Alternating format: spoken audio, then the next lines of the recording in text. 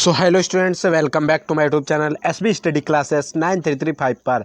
तो स्टूडेंट, आज की इस वीडियो में लोग बात करेंगे आपके बोर्ड एग्जाम 2023 के लिए के very most important model paper जो आपके बायोलॉजी का है, बायोलॉजी थ्योरी का, बायोलॉजी विज्ञान का सैद्धांतिक मॉडल पेपर जो very most important model paper है। आपको आज की इस वीडियो में हम सारा कुछ बताएंगे कि ये जो मॉडल पेपर है आपके प्रीवियस ईयर 2022 का है। ठीक है, देखिए ये 22 का मॉडल पेपर ही फर्क नहीं पड़ता है किस सन का मॉडल पेपर है, फर्क ये पड़ता है कि मॉडल पेपर किस तरीके से आप समझ सकते हैं।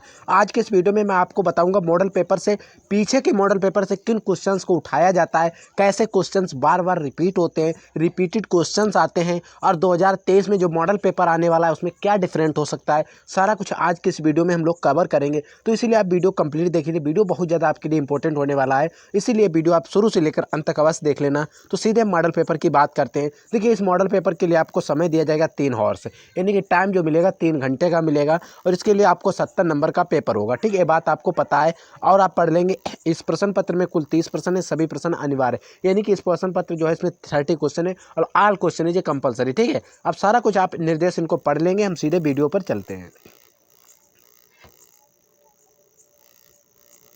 तो स्टूडेंट, फर्स्ट क्वेश्चन हमारे सामने है, एक संकर संकरण का जीनोटाइप क्या है? जीनोटाइप का अनुपात क्या होगा? 3:1 होगा, 1:2:1 होगा, 9:3:3:1 होगा, या 1:3 होगा। देखिए, अगर हम बात करते हैं जीनोटाइप तो हमारा बी वाला विकल्प सही होगा।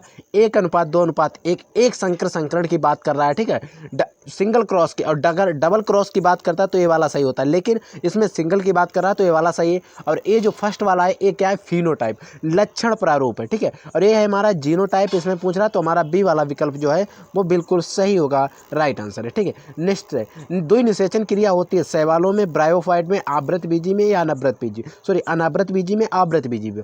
देखिए, अनावृत बीजी पौधे होते हैं जिम्नोस्पर्म, और आवृत बीजी पौधे होते हैं एंजियोस्पर्म। और जो डबल फर्टिलाइजेशन यानी कि द्विनिषेचन होता है वो सदैव किसमें? आवृत बीजी पौधों में ही पाया जाता है। ठीक है, नेक्स्ट क्वेश्चन है, निम्नलिखित में से कौन सी जैव विविधता संरक्षण की स्वस्थाने इन सिटू संरक्षण विधि नहीं है? ठीक है, क्या है? राष्ट्रीय उद्यान हो गया, वन्य जीव अभ्यारण्य हो गया, जीव मंडल आरक्षित क्षेत्र, निम्न ताप प्रशिक्षण, कौन सा सही होगा? तो इस क्वेश्चन के अकॉर्डिंग हम बात करते हैं तो तीसरा वाला हमारा सही हो जाएगा। ठीक है, नेक्स्ट क्वेश्चन देखिए, जैव प्रौद्योगिकी में प्रयुक्त आणविक कैंची है। जैव प्रौद्योगिकी बायोटेक्नोलॉजी में जो आणविक कैंची प्रयोग की जाती है वो कौन सी है? क्या डीएनए लाइगेज है, या डीएनए पॉलीमरेज है, प्रतिबंधन एंडोन्यूक्लियेज है, या हेलिकेज? देखिए, हेलिकेज का काम होता है बांडों को तोड़ना, लाइकेज का काम होता है बांडों को जोड़ना, पॉलीमरेज जो होती है चेन रिएक्शन होती है। ठीक है, लेकिन प्रतिबंधन एंडोन्यूक्लियेज जो होता है डीएनए के खंडों को काटता है, इसे आणविक कैंची के नाम से हम जाना जाता है। नेक्स्ट क्वेश्चन नंबर 5 देख लीजिए, एक्स तथा एक्स वाई गुणसूत्र किस नाम से जाना? ये सभी कैसे गुणसूत्र हैं? लिंक गुणसूत्र है। ठीक है, इसमें आपको 2 से 3 वर्ड में आपका आंसर देना होता है, अति लघुत्तरीय प्रश्न है। नेक्स्ट है, मार्फिन का रासायनिक संरचना का केवल रेखीय आरेख बनाइए। देखिए, जो मार्फिन की रेखीय आरेख मैंने आपको समझाया था एक बार, वो आपको बताना है। एक आवृत बीजी परागकोश और में लघु बीजाणुधानी के सबसे आंतरिक परत का नाम बताइए। देखिए, सबसे आंतरिक जो परत होती है उसका नाम बताना है, उस परिक्रिया का नाम लिखिए जो एक जाति को लाभ किंतु दूसरी जाति को ना लाभ होता है और ना ही हानि होती। ठीक है, उस परिक्रिया हमने सहजीवता, सौपकारिता आदि सहयोग सारा कुछ पढ़ाया है, आप वहीं से आंसर देंगे। ठीक है, इसका क्योंकि इस पढ़ाने की अब जरूरत नहीं है, सारा कुछ मैंने पढ़ा चुके हैं, अब आपको रिवीजन करने की बात है। देखिए, तंबाकू में कौन सा रसायन पदार्थ पाया जाए? तो तंबाकू में कौन सा रसायन पदार्थ पाया जाए आपको पता होना चाहिए। कौन सा स्टूडेंट? निकोटिन।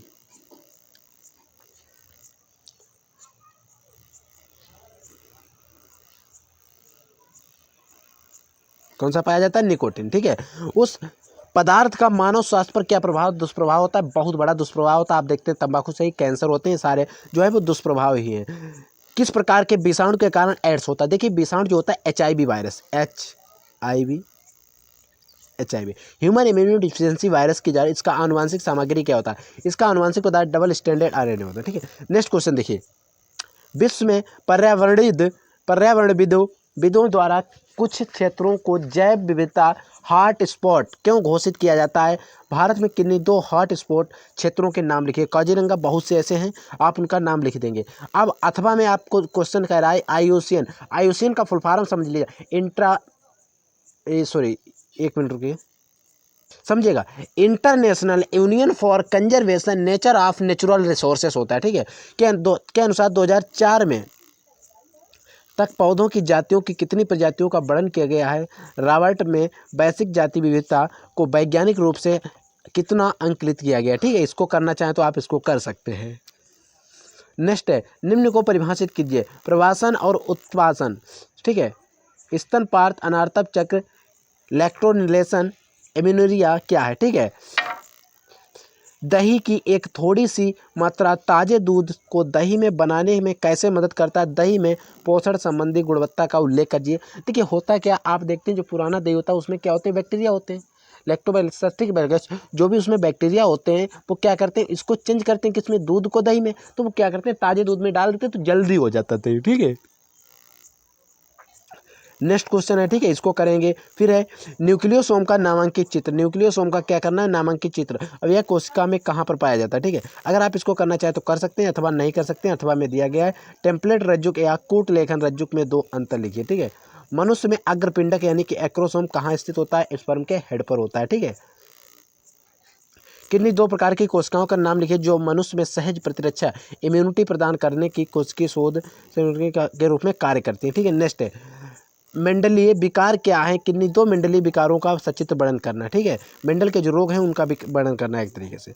जैव विविधता क्या है। किन्हीं 2 प्रमुख इसके प्रमुख घटकों का नाम। जैव विविधता बायोडाइवर्सिटी है, ठीक है। इसके प्रमुख जो घटक है उनका आपको संक्षेप में उल्लेख करना है। आप इसको करना चाहे तो करें अथवा आप छोड़ देंगे। निम्नलिखित उदाहरणों में पाई जाने वाली पारस्परिक क्रियाओं के नाम लिखिए। आम की शाखा पर आर्किड का उगना, कोयले का क्या लिखा, कोयल का कौव के घोंसले में अंडे देना। कौवा जो होते हैं उसके घोंसले में अंडे देना किस प्रकार की क्रिया हो सकती है। बर्र द्वारा अंजीर में परागण, ठीक है। सारा कुछ मैंने पढ़ाया हुआ है। जैव प्रौद्योगिकी के क्षेत्र में 3 विवेचन अनुसंधान क्षेत्र क्या है, संक्षेप में उल्लेख कीजिए, ठीक है। नेक्स्ट है निम्नलिखित पर संक्षिप्त टिप्पणी। पीवीआर 322 हो सकता है। पीसीआर पॉलीमरेज चेन रिएक्शन, ठीक है। जल विद्युत संचलन, बायोपैरेसी के बारे में मैंने बहुत अच्छे से डीप में पढ़ाया हुआ है। लघु बीजाणु जनन, गुरु बीजाणु जनन में कोई 3 अंतर लिखिए। अथवा में आप क्या करेंगे, इसको अगर आप छोड़ना चाहें तो कर सकते हैं। झालर, पीतपिंड, अपरा के बारे में आपको टिप्पणी करना, 1-1 नंबर के क्वेश्चन से। कृषि क्षेत्र में आनुवंशिक रूपांतरित पौधों का उपयोग किस प्रकार लाभदायक है, किन्हीं 3 लाभों का बताइए, ठीक है। नेक्स्ट है एक पॉलीन्यूक्लियोटाइड श्रृंखला का आरेख खींचिए। आरेख में न्यूक्लियोटाइड के विभिन्न घटकों का प्रदर्शन कीजिए, ठीक है, प्रदर्शित कीजिए। बायोगैस क्या है, ठीक है, इसके बारे में आपको अच्छे से समझ लेना है। अगर आप इसको करना चाहें तो करेंगे अथवा में आपको दिया गया है।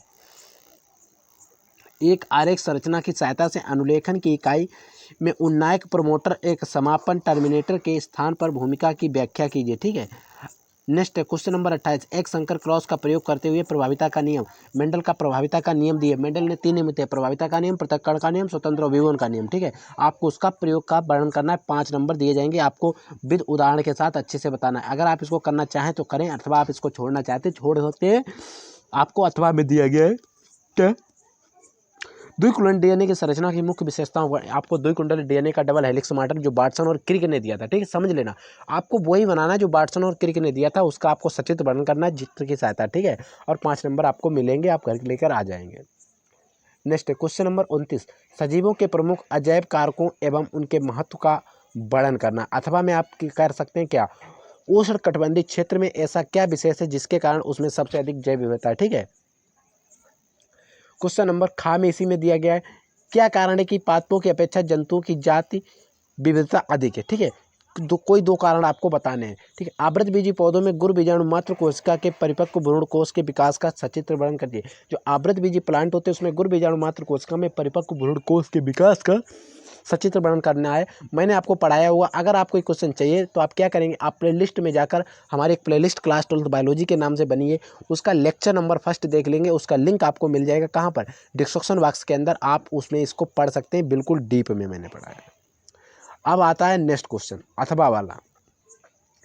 देखिए क्या क्वेश्चन क्या कह रहा है, देखिए समझिएगा। क्वेश्चन कह रहा है निम्नलिखित पर नामांकित चित्र बनाइए। किसका, परिपक्व लघु बीजाणु का पराग नलिका की वृद्धि को दर्शाते हुए स्त्री केसर के अनुप्रस्थ काट, शुक्र जनन नलिकाओं का आरेखीय काट, ठीक है।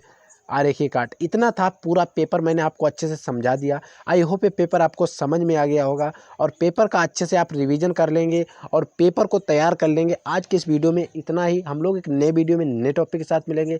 तब तक के लिए जय हिंद, वंदे मातरम।